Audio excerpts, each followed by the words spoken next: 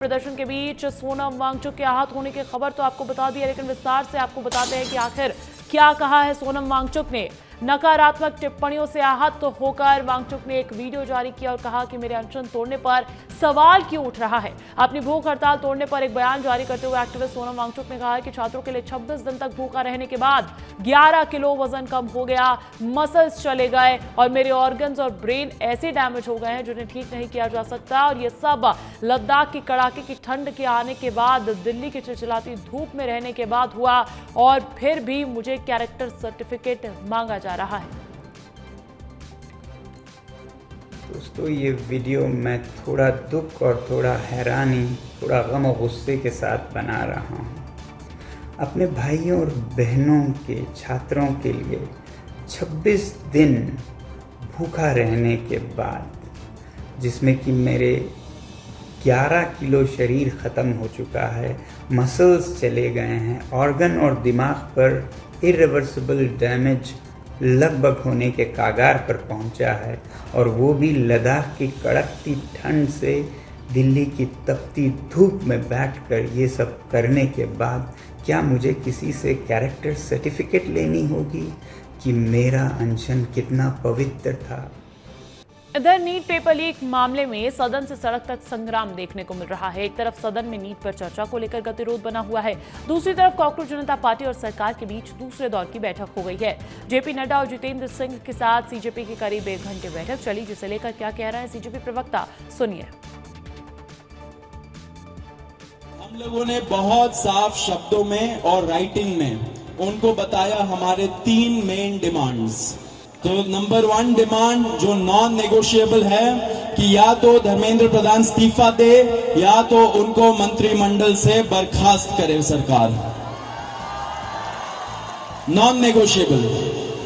Number 2, 1 crore का मुआवजा सारे फैमिलीज के लिए जिनके बच्चे इस नीट के ब्रोकन करप्ट एजुकेशन सिस्टम के वजह से आत्महत्या करके मर गए, 1 करोड़ का मुआवजा। नंबर 3, जितने हमारे भाई बहन यहाँ पे पीसफुल तरीके से प्रोटेस्ट कर रहे थे एंड जिन्होंने ब्रूटैलिटी सहा पुलिस के वजह से एंड उनके ऊपर एफआईआर दर्ज हुआ, वो सारे एफआईआर विड्रॉ किए जाए। हमारे दूसरे और तीसरे डिमांड से कॉम्पेंसेशन एंड एफआईआर का विड्रॉल और सॉवरेन गारंटी की ऐसा फ्यूचर में भी एफआईआर फाइल ना हो, उस पे सरकार ने पॉजिटिव साइन दिखाया। सरकार ने बोला कि इन प्रिंसिपल हम लोग मान रहे हैं आपकी ये 2 डिमांड्स। हमने बहुत साफ शब्दों में सरकार को बता दिया कि धर्मेंद्र प्रधान का इस्तीफा नॉन नेगोशिएबल है। सरकार ने, जो डेलीगेशन वहां पर मौजूद था, उन्होंने हमें कल फिर से 3:30 बजे इस मुद्दे पर बात करने के लिए बुलाया है। हमने सरकार को बहुत क्लियरली ये कम्युनिकेट कर दिया है कि हम अब ज्यादा वक्त इस पर जाया नहीं कर सकते। अगर जल्दी धर्मेंद्र प्रधान का इस्तीफा नहीं होता है, अगर अगले 1 दिन में 2 दिन में धर्मेंद्र प्रधान को बर्खास्त नहीं किया जाता है, तो फिर कॉकरोच जनता पार्टी की तरफ से एक और कॉल दिया जाएगा, नेशनल कॉल दिया जाएगा 20 जुलाई की तरह। और हमने ये भी सरकार को बता दिया है कि इस बार का जो कॉल होगा वो 20 जुलाई से कहीं ज्यादा बड़ा होगा, कहीं ज्यादा व्यापक होगा और राष्ट्रीय स्तर पर होगा। सरकार और सीजेपी की बड़ी बैठक तो हो चुकी है, आज भी एक बैठक होने वाली है, लेकिन इसको लेकर कैसे गरमा रही है सियासत, सुनिए। उनकी मुख्यतः 3 डिमांड थी और 5 सुधार के दृष्टि से परीक्षा में चुनाव में हमने उनको कहा है कि हम कल आपके साथ दोपहर बाद मिलेंगे और फिर हम आपसे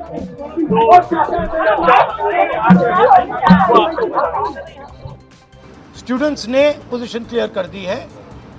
जो उनकी मांग है उसे हम रिपीट कर रहे हैं।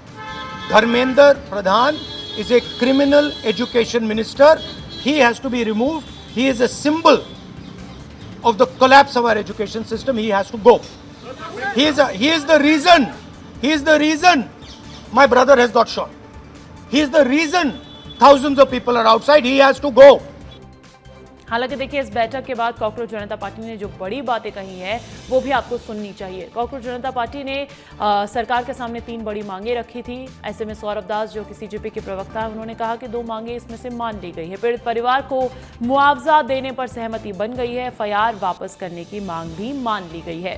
प्रवक्ता आशुतोष रांका ने भी इस बीच बड़ा बयान दिया और ये कहा कि जब तक इस्तीफा नहीं होगा ये प्रदर्शन जारी ही रहने वाला है।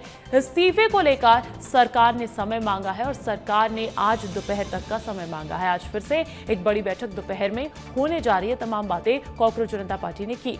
अब संवाद से समाधान की ओर कैसे बढ़ रही है कॉकरोच जनता पार्टी और सरकार की बातचीत आपको बता देते हैं। देखिए, 20 जुलाई को सीजेपी के जेपी नड्डा से बातचीत शुरू हुई और सुबह 6 बजे सरकार और सीजेपी के बीच संपर्क हुआ। 11:15 बजे सीजेपी प्रतिनिधियों की नड्डा से मुलाकात होती है। सीजेपी ने 3 मांगे रखी, बातचीत लेकिन बेनतीजा रही। उसके बाद 21 जुलाई को आता है दिन, नड्डा के साथ वांगचुक से जितेंद्र सिंह मुलाकात करते हैं। पीएम आवास के बाहर कांग्रेस प्रदर्शन करती है। राहुल गांधी समेत विपक्षी नेताओं ने धरना प्रदर्शन करके हल्ला बोल दिया था। 22 जुलाई को हमने देखा कि सीजेपी ने प्रस्ताव ठुकरा दिया है। सरकार ने बातचीत का न्योता तो दिया, लेकिन सीजेपी ने घर या ऑफिस जाने से पूरी तरीके से इनकार कर दिया। जंतर मंतर या किसी न्यूट्रल जगह पर बैठक की उन्होंने मांग रखी। उसके बाद 23 जुलाई को सरकार ने पहल की है बातचीत की। पिछले 24 घंटे में सीजेपी को 4 बार बातचीत का प्रस्ताव सरकार द्वारा भेजा गया। सरकार कह रही है कि कहीं भी बात करने को तैयार है। जितेंद्र सिंह ने कहा कि हम इसे प्रतिष्ठा का विषय नहीं मानते। फिर आता है 24 जुलाई यानी कि कल की तारीख, जब सरकार और सीजेपी में बातचीत होती है। सीजेपी प्रवक्ता और बीजेपी मंत्रियों की मुलाकात होती है।